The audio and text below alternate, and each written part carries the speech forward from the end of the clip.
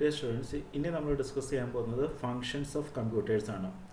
അപ്പം ഈ കമ്പ്യൂട്ടറിൻ്റെ വർക്കിങ്ങിനെ ബേസ് ചെയ്തിട്ട് നമുക്ക് കമ്പ്യൂട്ടറിൻ്റെ ഫങ്ഷൻസിനെ 4ആയിട്ട് കാറ്റഗറൈസ് ചെയ്യാം. Input function, processing function, output function, storage function. ഇപ്പം നമ്മളൊരു കമ്പ്യൂട്ടർ എന്ന് പറഞ്ഞാൽ കമ്പ്യൂട്ടറിൻ്റെ അകത്ത് എന്തുണ്ട്? CPU എന്ന് പറയുന്ന ഒരു കമ്പോണൻ്റ് ഉണ്ട്. ഇതെന്താ ചെയ്യുക? പ്രോസസ്സ് ചെയ്യുകയാണ് ചെയ്യുക, അല്ലേ? പ്രോസസ്സിങ്. ഓക്കെ, ഇതിൻ്റെ ഇൻപുട്ടായിട്ട് നമ്മൾ എന്ത് കൊടുക്കുന്നു? ഇൻപുട്ടുകൾ കണക്ട് ചെയ്യുന്നു. അപ്പം നമുക്ക് എന്ത് ഡാറ്റാസ് ആണോ പ്രോസസ്സ് ചെയ്യേണ്ടത് അതാണ് നമ്മൾ ഇൻപുട്ടായിട്ട് കൊടുക്കുക. ഈ കൊടുക്കുന്ന ഡാറ്റേനെ പ്രോസസ്സ് ചെയ്തിട്ട് ഇതെന്ത് ചെയ്യും? ഒരു ഔട്ട്പുട്ട് നമുക്ക് തരും. ഓക്കെ, അപ്പോൾ ഇങ്ങനെയാണ് ഇതിൻ്റെ വർക്കിംഗ് എന്ന് പറയുന്നത്, ഒരു കമ്പ്യൂട്ടറിൻ്റെ ബേസിക് ആയിട്ടുള്ള വർക്കിംഗ്. ഈ തരുന്ന ഔട്ട്പുട്ടിനെ ചിലപ്പോൾ നമ്മൾ എന്ത് ചെയ്യും? ഒരു മെമ്മറിയിൽ നമ്മൾ സ്റ്റോർ ചെയ്യും. ഓക്കെ, അപ്പോൾ നമ്മൾ ഒരു കമ്പ്യൂട്ടറിൻ്റെ ബേസിക് ആയിട്ടുള്ള വർക്കിംഗ് നമ്മൾ നോക്കിക്കഴിഞ്ഞാൽ അതിൻ്റെ അകത്ത് ഒരു ഇൻപുട്ടുണ്ട്, ഒരു പ്രോസസ്സിംഗ് സെക്ഷൻ ഉണ്ട്, ഒരു ഔട്ട്പുട്ട് ഉണ്ട്, അതേപോലെ തന്നെ ഒരു സ്റ്റോറേജ് ഉണ്ട്, അല്ലേ? ഈ 4 പ്രോസസ്സിനെയാണ് നമ്മളിതിൻ്റെ 4 ഫങ്ഷൻസ് എന്ന് പറയുന്നത്, based on fundamental working of computer system. Input function, processing function, output function and storage function. Okay, ഇപ്പോൾ ഇൻപുട്ട് ഫങ്ഷൻ എന്ന് പറഞ്ഞാൽ ഞാൻ ഈ പറഞ്ഞ തന്നെയാണ്, നമ്മുടെ സിസ്റ്റത്തിലേക്ക് നമ്മളൊരു ഇൻപുട്ട് കൊടുത്താൽ മാത്രമേ അത് അതിനെ പ്രോസസ്സ് ചെയ്യുള്ളൂ. ഇപ്പോൾ ഇൻപുട്ടുകൾ നമുക്ക് കൊടുക്കാനുള്ള മെത്തേഡ്സ് എന്ന് പറയുന്നത് നമുക്ക് വേണമെങ്കിൽ കീബോർഡ്സ് യൂസ് ചെയ്യാം, മൗസ് യൂസ് ചെയ്യാം, ജോയ്സ്റ്റിക്സുകൾ നമുക്ക് വേണമെങ്കിൽ യൂസ് ചെയ്യാം. ഓക്കെ, ഈ ഇൻപുട്ടുകൾ നമ്മൾ സിസ്റ്റത്തിലേക്ക് കൊടുത്തു കഴിഞ്ഞാൽ ആ ഇൻപുട്ടിനെ എടുത്തിട്ട് ആണ് പിന്നെ നമ്മൾ പ്രോസസ്സിംഗ് എന്ന് പറയുന്ന ഫങ്ഷൻ കമ്പ്യൂട്ടർ പെർഫോം ചെയ്യാം. അപ്പോൾ നമ്മുടെ അടുത്ത സെക്ഷൻ എന്ന് പറയുന്നത് പ്രോസസ്സിംഗ് ഫങ്ഷനാണ്. ഈ പ്രോസസ്സിംഗ് ഫങ്ഷനാണ് ആക്ച്വലി മെയിൻ ആയിട്ടുള്ള കമ്പ്യൂട്ടേഷൻ ചെയ്യുക. അപ്പോൾ ഇതിൻ്റെ അകത്ത് നമ്മൾ നോർമലി പറയുന്ന പോലെ CPU ആണ് ഇതിൻ്റെ കോർ പാർട്ട് എന്ന് പറയുന്നത്. അരിത്തമെറ്റിക് ആൻഡ് ലോജിക്കൽ യൂണിറ്റുകളൊക്കെ ഉണ്ടാവും. അപ്പോൾ നമ്മൾ കൊടുക്കുന്ന ഇൻപുട്ടിനനുസരിച്ച് ഇത് എന്തെങ്കിലും ഒരു പെർട്ടിക്കുലർ ടാസ്ക് പെർഫോം ചെയ്യും. ഈ ടാസ്ക് പെർഫോം ചെയ്തതിന് ശേഷം ഇത് നേരെ ഇതിൻ്റെ ഔട്ട്പുട്ടിലേക്ക് ആ റിസൾട്ട് കൊടുക്കും. ഓക്കെ, അപ്പോൾ അടുത്ത സെക്ഷൻ എന്ന് പറയുന്നത് ഔട്ട്പുട്ട് ഫങ്ഷനാണ്. അപ്പോൾ ഔട്ട്പുട്ട് ഫങ്ഷൻ എന്ന് പറഞ്ഞാൽ യൂസറിന് മനസ്സിലാകുന്ന രീതിയിൽ ഔട്ട്പുട്ടുകൾ കാണിക്കുക എന്നുള്ള. ഒന്നുകിൽ നമുക്ക് എന്ത് ചെയ്യാം? കമ്പ്യൂട്ടറിൻ്റെ മോണിറ്ററിൽ തന്നെ നമുക്ക് ഔട്ട്പുട്ടുകൾ കാണാൻ പറ്റും. ഔട്ട്പുട്ട് നമുക്ക് കമ്പ്യൂട്ടറിൻ്റെ മോണിറ്ററിൽ വേണമെങ്കിൽ കാണാം. ഇനി അല്ല, നമുക്ക് വേണമെങ്കിൽ ഒരു സ്പീക്കറിൽ കൂടെ ഔട്ട് ചെയ്തിട്ട് നമുക്ക് സൗണ്ട് നമുക്ക് കേൾക്കാം. ഓക്കെ, സ്പീക്കർ യൂസ് ചെയ്തിട്ട് നമുക്ക് വേണമെങ്കിൽ സൗണ്ട്സ് ആയിട്ട് കേൾക്കാം.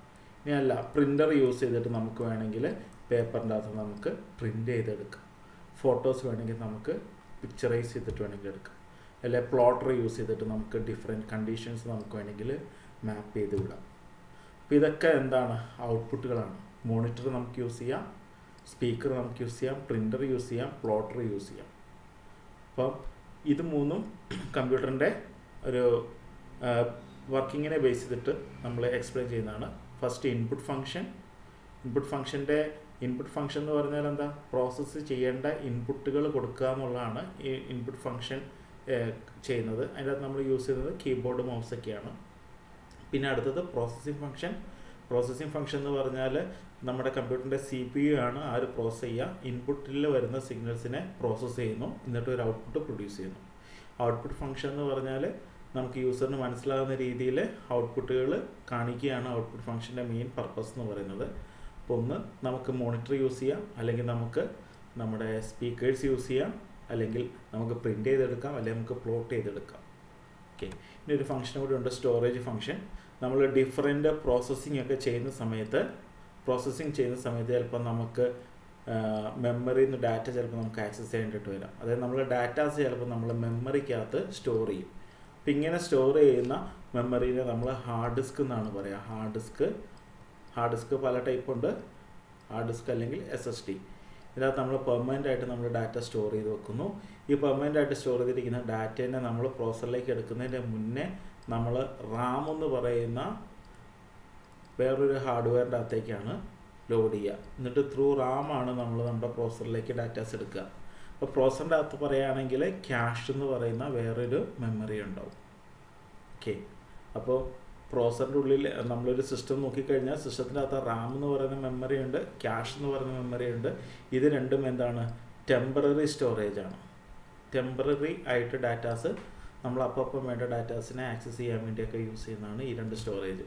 ഹാർഡ് ഡിസ്ക് എന്ന് പറഞ്ഞാൽ പെർമനൻറ്റ് സ്റ്റോറേജ് ആണ്. ഹാർഡ് ഡിസ്കിൽ നിന്ന് നമുക്ക് റീഡിങ് എടുത്തതിന് ശേഷം ഇതെന്തെങ്കിലും പ്രോസസ്സ് ചെയ്തിട്ട് നമ്മൾ ഔട്ട് ചെയ്യുന്ന സമയത്ത് വേണമെങ്കിൽ നമുക്കതിനെ CD മാറ്റാം, അല്ലെങ്കിൽ നമുക്ക് USB ഫ്ലാഷ് ഡ്രൈവുകൾ നമുക്ക് വേണമെങ്കിൽ യൂസ് ചെയ്യാം, അല്ലേ, പെൻ ഡ്രൈവ് എന്നൊക്കെ പറയും, അത് വേണമെങ്കിൽ നമുക്ക് യൂസ് ചെയ്യാം. ഓക്കെ, ഇനി അല്ല നമുക്ക് എക്സ്റ്റേണൽ ഹാർഡ് ഡിസ്കുകൾ വേണമെങ്കിൽ നമുക്ക് യൂസ് ചെയ്യാം, മെമ്മറി കാർഡ്സ് നമുക്ക് വേണമെങ്കിൽ യൂസ് ചെയ്യാം. ഇതെല്ലാം എന്താണ്? നമ്മുടെ സ്റ്റോറേജ് ഫംഗ്ഷൻ എന്ന് പറയുന്ന കാറ്റഗറിയിൽ വരുന്നതാണ്. അപ്പോൾ സ്റ്റോറേജ് ഫംഗ്ഷൻ എന്ന് പറഞ്ഞാൽ ടെമ്പററി മെമ്മറി മാത്രമല്ല, പെർമനൻറ്റ് മെമ്മറി ഉണ്ട്, റോം, ഹാർഡ് ഡിസ്ക്, SSD, പിന്നെ റാം, ക്യാഷ് എന്നൊക്കെ പറയുന്നത് എന്താണ്? നമ്മുടെ ടെമ്പററി സ്റ്റോറേജ് ആണ്. ഇനി അല്ല നമുക്ക് നമ്മുടെ CD-കളോ അങ്ങനെയൊക്കെ യൂസ് ചെയ്തിട്ട് നമുക്ക് വേണമെങ്കിൽ ഡാറ്റാസിനെ സ്റ്റോർ ചെയ്യാം. ഇത്രയാണ് കമ്പ്യൂട്ടറിൻ്റെ ഡിഫറെൻറ്റ് ഫങ്ഷൻസിനെ കുറിച്ച് പറയാനുള്ളത്.